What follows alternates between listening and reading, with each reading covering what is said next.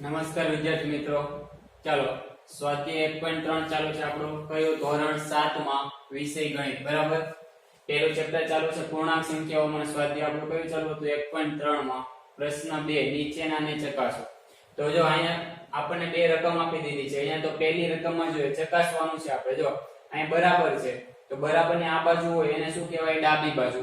બરાબરની આ બાજુ હોય એને શું કહેવાય? ડાબી બાજુ. અને બરાબરની આ બાજુ હોય એને શું કહેવાય? જમણી બાજુ. હવે આપણે ચકાસવાનું શું છે કે આ ડાબી બાજુ અને જમણી બાજુ બંનેનો જવાબ સરખો આવે છે કે નહીં આપણે ચકાસવાનું છે. તો અહીંયા આપણે પહેલા જોઈ લઈએ આ ડાબી બાજુને આપણે જોઈ સરખો જવાબ આવે છે કે નહીં. તો અહીંયા ડાબા બરાબર ડાબા એટલે શું થાય? ડાબી બાજુ. ચાલો ડાબી બાજુનો આપણે જવાબ જોઈ કે કેટલો આવે છે અને પછી શું કરશું? આપણે જમણી બાજુનો જવાબ જોઈશું કેટલો આવે છે તે. તો પહેલા ડાબી બાજુ જો કે 18 ગુણ્યા અહીં કેટલા છે? 7 + -3. હવે જો ગુણાકાર, સરવાળો, બાદબાકી બધાના નિયમ તમને શીખવાડ્યા છે.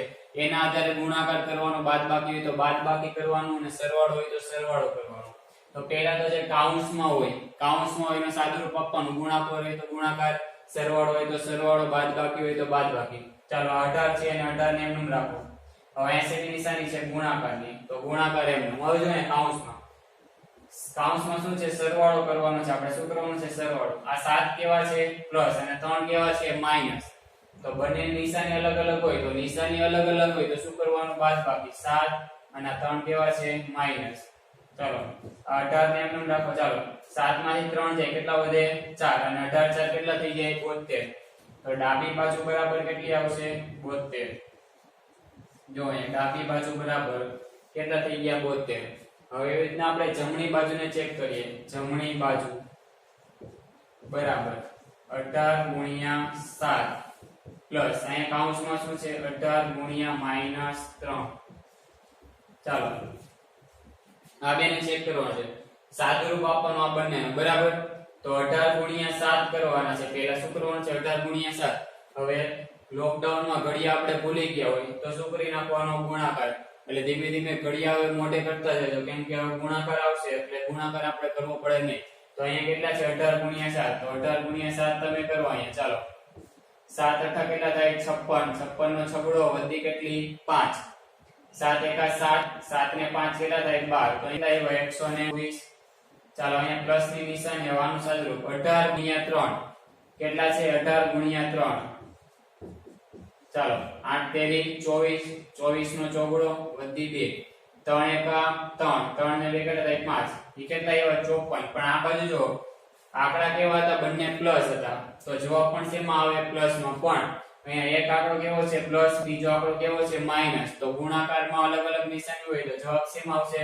માઈનસમાં. ચાલો હવે શું કરવાનું છે? સરવાળો. ચાલો 126. આ 54 કેવા છે? માઈનસ. 54 કેવા છે? માઈનસ. હવે આની શું કરી નાખવાનું આપણે? બાદબાકી. તો 126 માઈનસ કેટલા કરવાના છે? 54. 6 માંથી 4 જાય કેટલા વધશે? અહીંયા 2. હવે 2 માંથી 5 જાય નહીં તો અહીં શું લખવાનું? 10 એટલે અહીં કેટલા વધ્યા? 0. 2 ને ચેકીને કેટલા? 12. 12 માંથી 5 જાય કેટલા વધે? 7. તો અહીંયા પણ જવાબ કેટલો આવી ગયો? 72. તો આ બંનેનો જવાબ કેટલો આવ્યો? 72 આવ્યો. અહીંયા કઈ બાજુ હતી આપણે? જમણી બાજુ. ચાલો બંનેનો જવાબ સરખો આવ્યો તો લખવાનું માટે ડાબી બાજુ બરાબર જમણી બાજુ. ડાબી બાજુ બરાબર જમણી બાજુ આપણે શું હતું? ચકાસવાનું. ચાલો એ રીતના આપણે પ્રશ્ન બરાબરની આ બાજુ કઈ છે? ડાબી બાજુ. અને બરાબરની આ બાજુ કેવી છે? બાજુ. તો પહેલા આપણે કોને ચેક કરવાનું છે? ડાબી બાજુને. તો અહીં લખી દેવી આપણે ડાબી બાજુ બરાબર. ચાલો -21 ગુણ્યા અહીંયા કેટલા છે? કાઉન્સમાં -4 + -6. ચાલો પહેલા આ બંને કાઉન્સમાં છે એનું સાદુરૂપ આપી દઈએ. -21 ને એમને રાખો ગુણ્યા. હવે જો અહીં સાદુરૂપ આપવાનું છે પણ કોનું? શું છે? અહીંયા સરવાળો છે. શું છે? સરવાળો. તો એની નિશાની યાદ રાખવાની. જો આ 4 કેવા છે? માઈનસ. 6 કેવા છે? માઈનસ. બંનેની નિશાની સરખી હોય તો શું કરવાનું? સરવાળો. તો 4 ને 6 કેટલા થાય? 10. 4 ને 6 કેટલા થાય? 10. હવે નિશાની જે મોટું હોય એની મૂકવાની. સરવાળા બાદબાકીમાં નિશાની કોની મૂકવાની? જે મોટું હોય એ કોણ મોટું દેખાય છે? 6. તો આ નિશાની કેવી આવશે? માઈનસ. હવે આ બંનેનો શું કરવાનો છે ગુણાકાર જો અહીંયા નિશાની બધામાં જોતા જઈજો ક્યાંક ગુણાકાર હોય ને ક્યાંક સરવાળો હોય તો બે અલગ અલગ નહીં કરી નાખતા હવે 21 ગુણ્યા 10 એટલે કેટલા થાય 210 21 ગુણ્યા 10 કેટલા થાય 210 હવે નિશાની આની પણ માઈનસ તો ગુણાકારનો નિયમ આગળ શીખવાડ્યો તો બંનેની નિશાની સરખી હોય એટલે કે માઈનસ માઈનસ હોય ત્યારે જવાબ શેમાં આવશે પ્લસમાં તો ડાબી બાજુ બરાબર કેટલા આવ્યા આપણે 210 ચાલો એવી રીતના આપણે જમણી બાજુને ચકાસીએ કઈ બાજુ જમણી બાજુ તો પહેલા તો જમણી બાજુની રકમ લખી નાખવી આપણે કે -21 ગુણ્યા -4 અહીંયા શું છે પ્લસ તો પ્લસ કરી દીધા ચાલો એની પછી કેટલા છે -21 ગુણ્યા -6 ચાલો હવે બે કાઉન્સ છે બે કાઉન્સમાં આપણે ધીમે ધીમે સાદુરૂપ આપતા જઈએ ચાલો આ પહેલા કાઉન્સમાં શું કરવાનું છે ગુણાકાર કોનો ગુણાકાર 21 અને 4 નો 21 ગુણ્યા 4 4 એકા 4 4 દુ 8 કેટલા એવા 84 તો એ લખી નાખો 84 હવે જો આ માઈનસ છે આ પણ માઈનસ છે બંને માઈનસ હોય તો જવાબ શેમાં આવશે પ્લસ માં એટલે અહીં કેટલા થઈ ગયા +84 ચાલો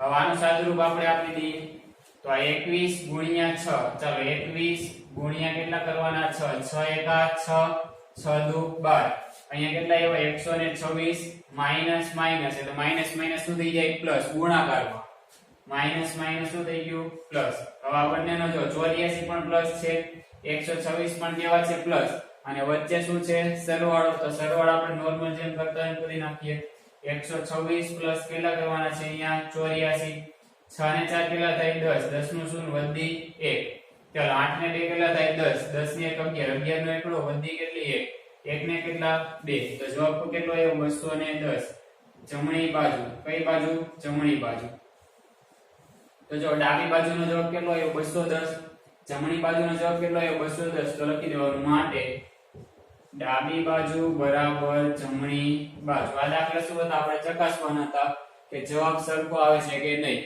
તો સ્ક્રીનશોટ પાડી લેજો વિડિયો પૂરો થાય પછી નોટબુકમાં લખવાના છે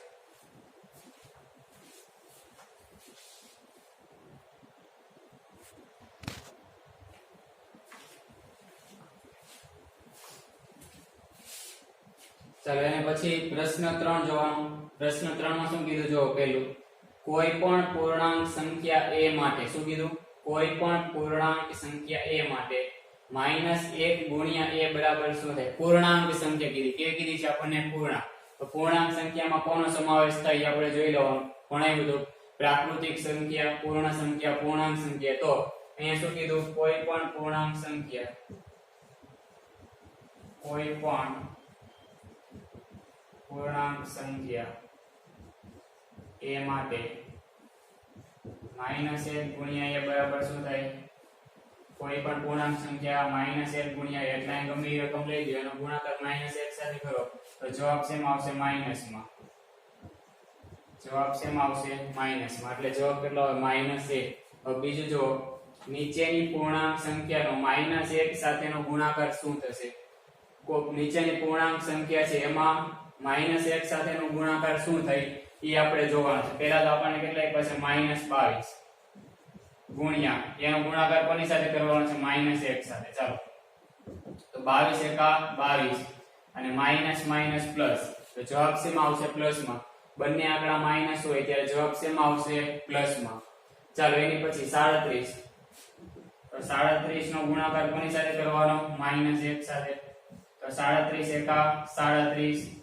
37 કેવા છે પ્લસ 1 કેવા છે માઈનસ તો જવાબ કેવો આવશે -37 હવે 0 સાથે ગુણાકાર કરો કે 0 ગુણ્યા -1 તો જો આગળ તમને કીધું કોઈ પણ સંખ્યાનો 0 સાથે ગુણાકાર કરો કોઈ પણ સંખ્યાનો 0 સાથે ગુણાકાર કરો જવાબ કેટલો આવવાનો છે 0 જ આવે અહીં તમે ગમે આંકડો લ્યો 1000 લ્યો 2000 લ્યો એનો 0 સાથે ગુણાકાર કરો તો જવાબ બધામાં કેટલો થઈ જાય 0 ચાલો સ્ક્રીનશોટ પાડી લેજો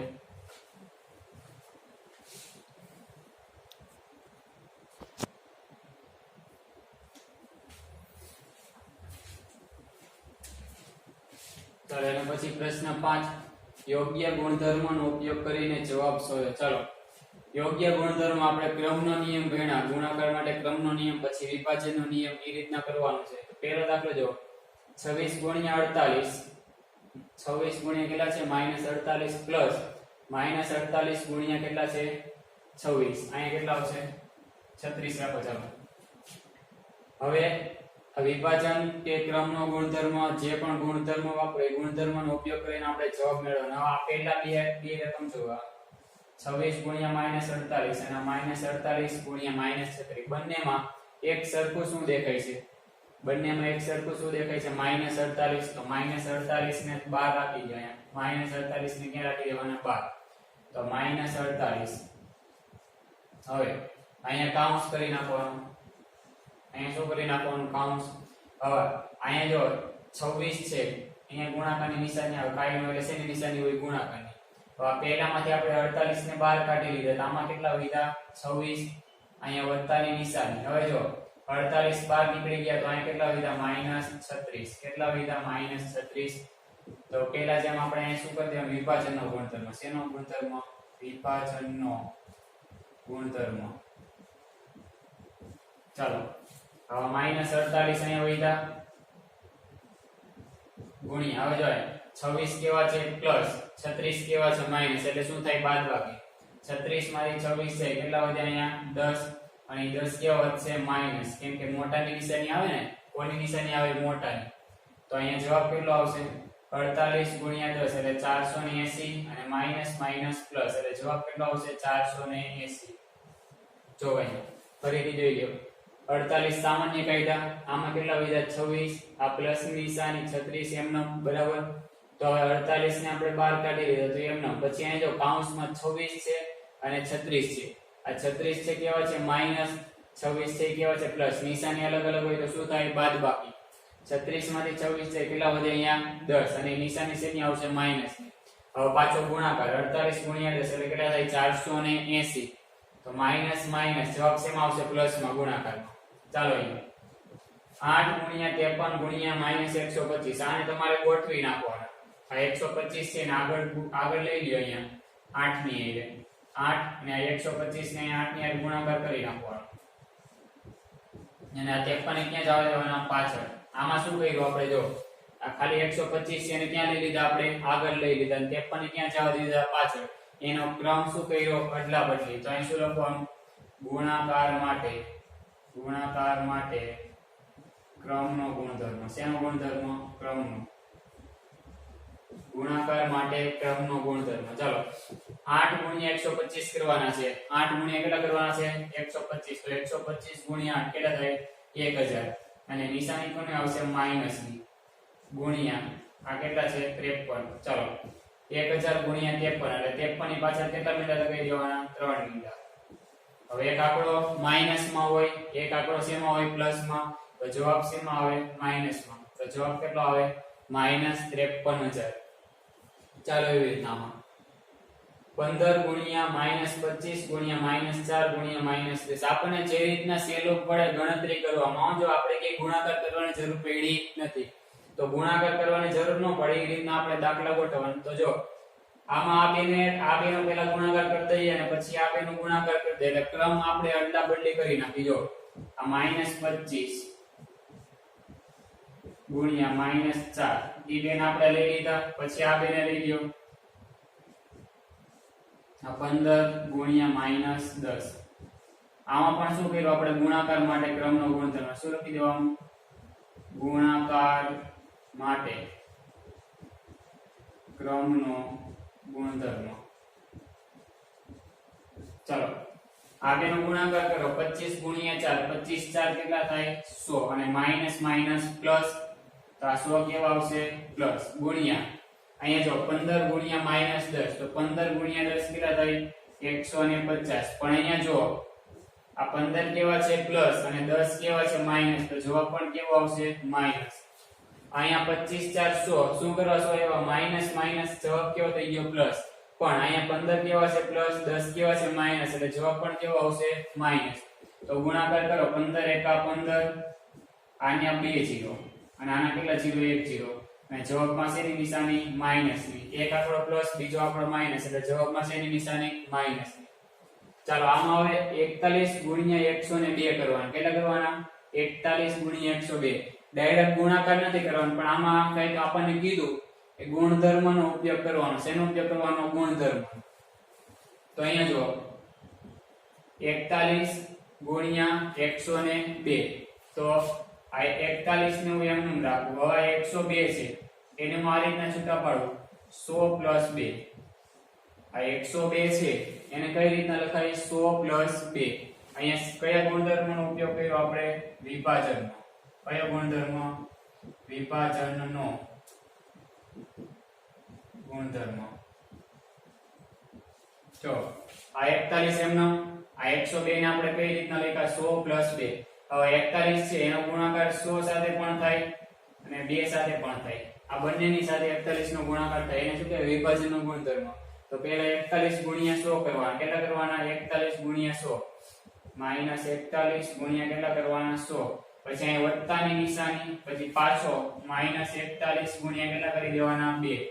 તો ચાલો 41 ગુણ્યા 100 એટલે કેટલા આવશે? માઈનસ 41 અને 0 0 વત્તા અહીંયા 41 ગુણ્યા 2, 41 ગુણ્યા 2, 2 એકા 2 અને 4 દુ 8, કેટલા આવશે? માઈનસ 82.